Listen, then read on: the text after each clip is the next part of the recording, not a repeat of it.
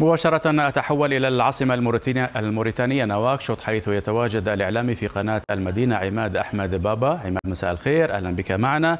أولا، هذه المشاركة ماذا تشكل لمنتخب موريتانيا في البطولة الإفريقية المقبلة؟ تحية طيبة لك أستاذ زياد ولجميع المشاهدي قناة العربية. بالتأكيد هي مشاركة ثالثة لكرة القدم الموريتانية للمنتخب الموريتاني بالتحديد في نهائيات كأس الأمم الإفريقية القادمة التي ستنطلق بعد أيام في الكوت ديفوار. بالنسبة لنا كمتابعين وكذلك بالنسبة للمشرفين على مشروع كرة القدم الموريتانية، هي تعتبر تأكيد للذات ولتأكيد لما وصلت إليه كرة القدم الموريتانية والمحافظة على المستوى الذي وصلت إليه كرة القدم الموريتانية.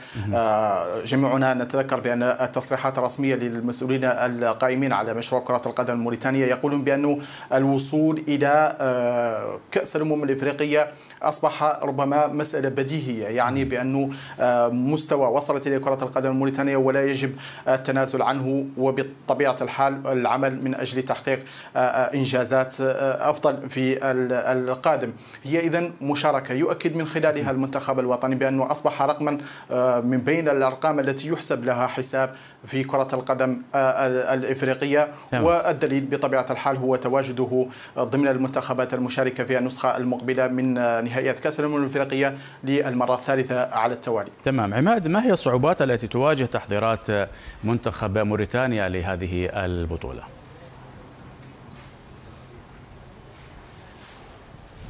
للأسف لم أسمع. ما هي الصعوبات التي تواجه تحضيرات المنتخب؟ جميل.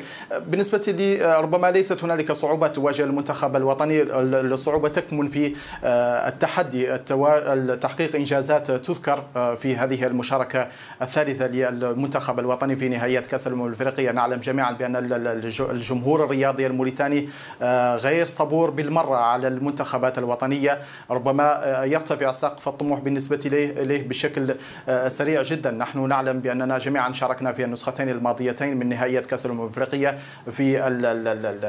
في مصر 2019، وربما كانت النتائج شبه مرضية نوعا ما بما أنه المنتخب الوطني حقق تعادلين وخسارة، رغم أنه خرج من الدور الأول. في النسخة الثانية كانت المشاركة ربما دون المستوى، ومني المنتخب الوطني ب3 هزائم وخرج كذلك من الدور الأول.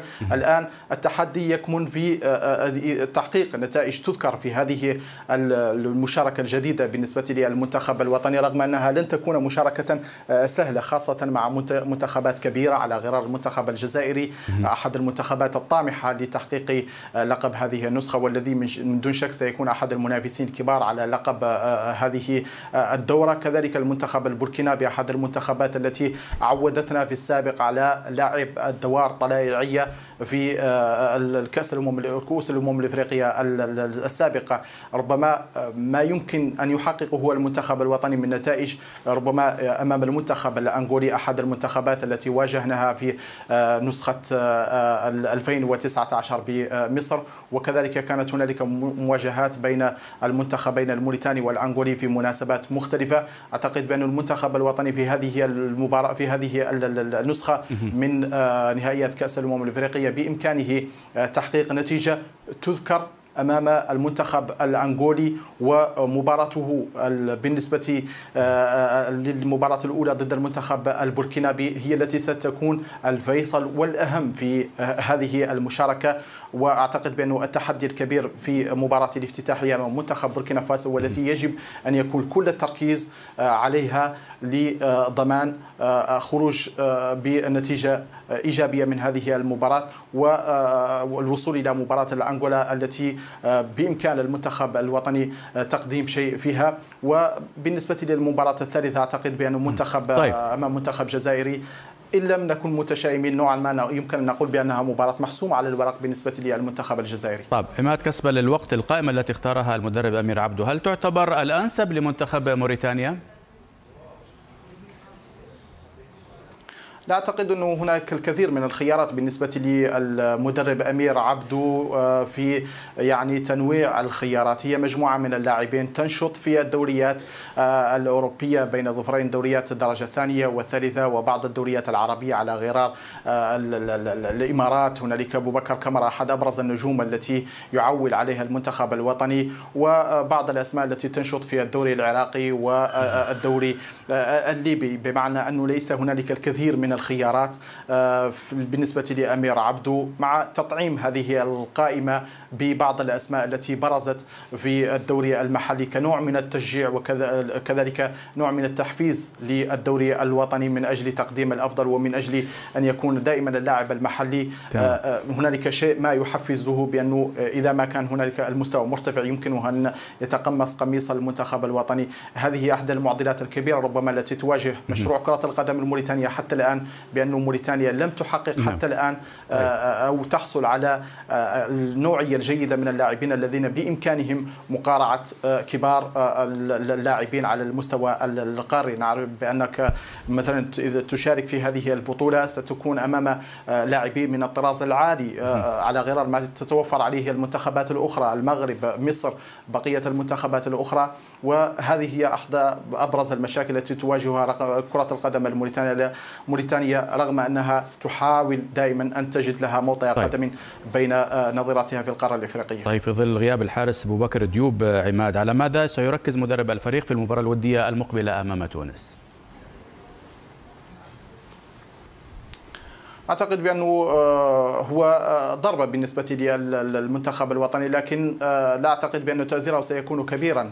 حارس أبو بكر ديوب هو الحارس الثاني للمنتخب الوطني، كل التعويل على الحارس الأساسي، وأعتقد بأنه الغياب أبو بكر ديوب لن يكون له تأثير كبير إلا في حالة ما تعرض الحارس الأساسي لربما إصابة لا قدر الله في المباريات القادمة.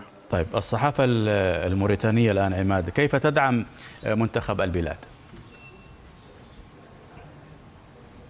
الكل يتجند خلف المنتخب الوطني، لا نقول حتى صحافة، ربما حكومة وشعبا ونقاد.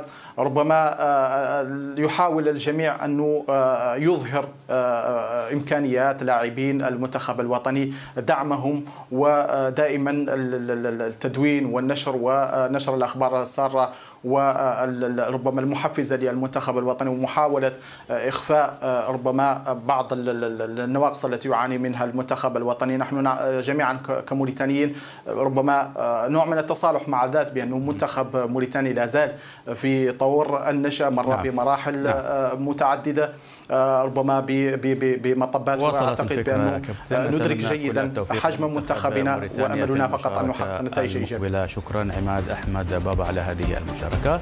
وصلنا